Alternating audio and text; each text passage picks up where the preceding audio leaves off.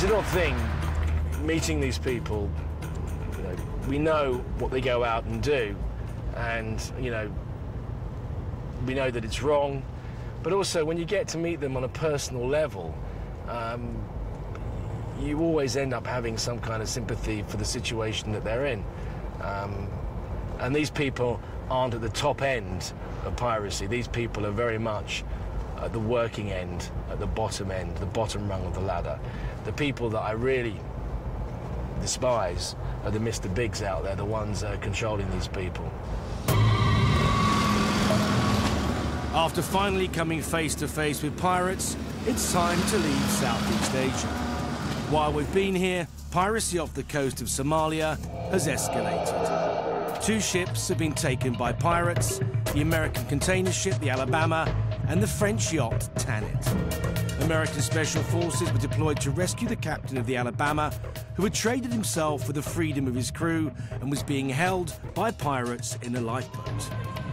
Most of the pirates were killed and brought back to shore in boxes. During the gunfight to retake the Tanit, the French skipper was killed in the crossfire. I catch the plane back to the Gulf of Aden. It's impossible to land in Somalia, so we touch down in the small neighbouring country of Djibouti.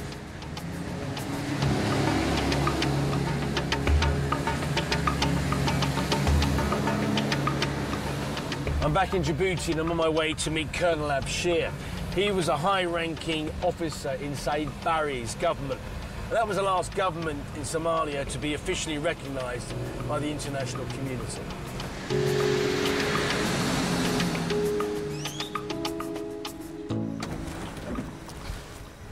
Colonel Abshir? Hi, Mr. Ross. I'm Ross Kemp. Pleased to meet you. I want to find out from the Colonel how this use of force will affect piracy in the region.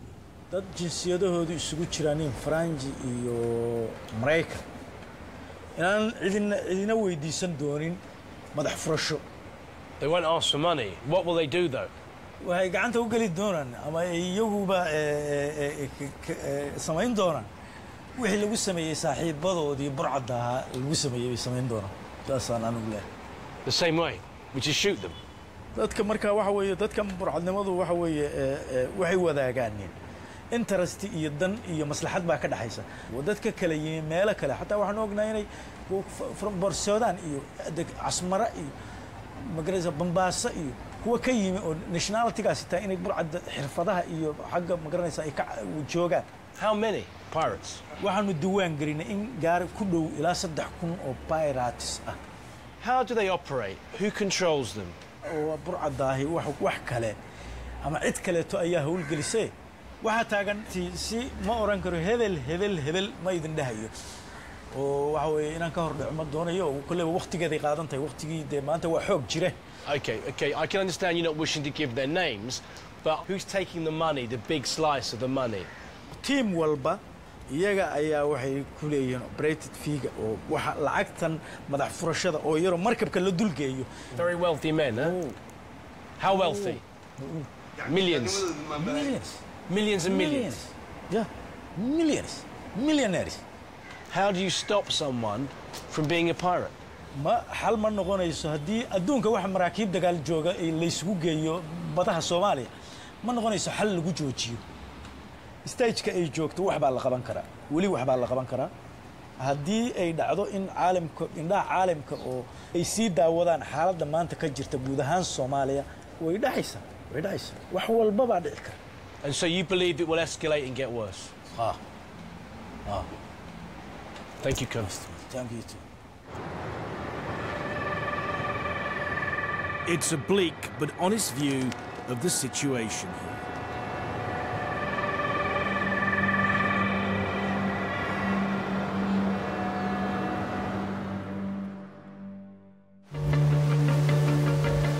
After 4 months of searching, we receive a phone call telling us to leave the city and travel by boat to an undisclosed location.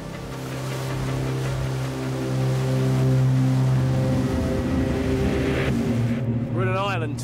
Djibouti's that way and Somalia is around that way.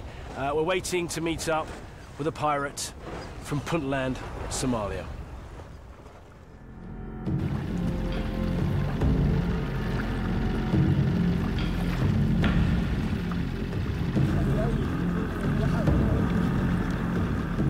After so many failed attempts, I'm actually relieved when he finally arrives.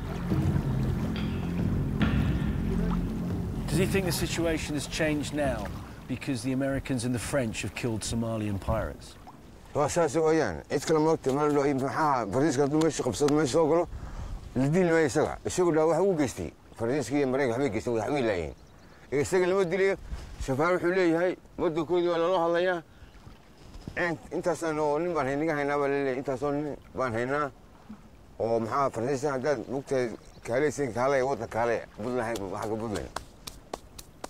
You've actually notified the American and the French now, as a body of pirates, that you will never release American or French seamen if you capture them.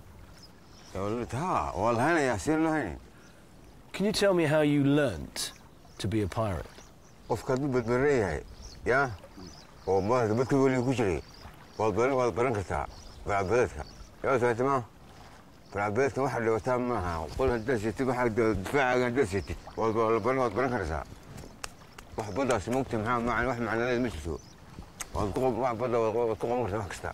You have training?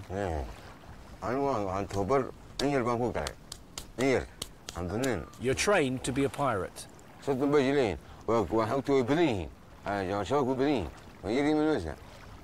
30 schools for piracy?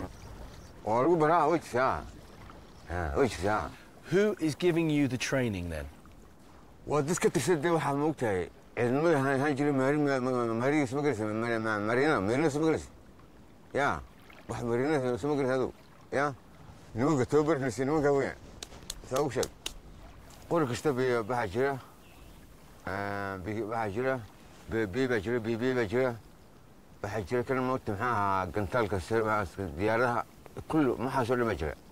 And how long does the training take?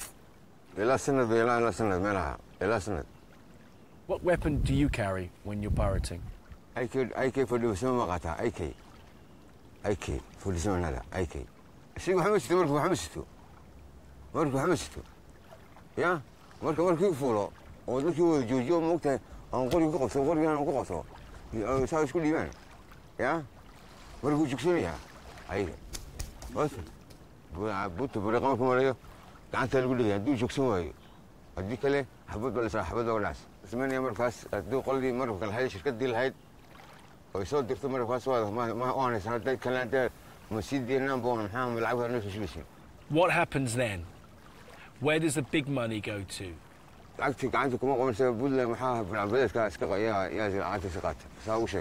Has that not made you a wealthy man?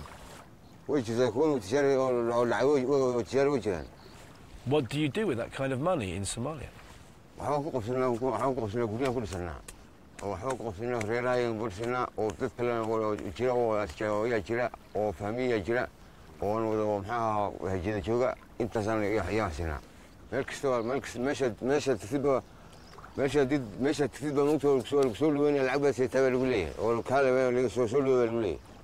In other countries, they might be perceived to be criminals. How do you answer that?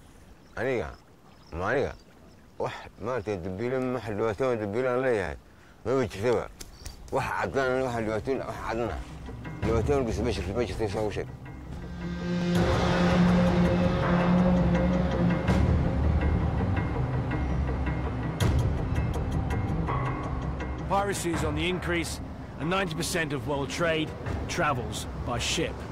71% of the world's surface is water. An area that size is just impossible to police. Many ship owners fly flags of convenience for tax reasons, but still expect the international community to protect their vessels, even though they pay very little tax. Maybe if we turn our attention away from what's happening at sea for a while and look more closely at what's happening on shore, we may gain a better understanding of why piracy exists.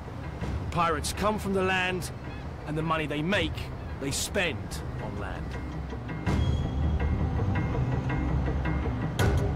That said, piracy has existed ever since man first went to sea, and it would be naive to expect that we could eradicate piracy completely, especially when the chances of apprehension and prosecution are so low and the financial gain is so high.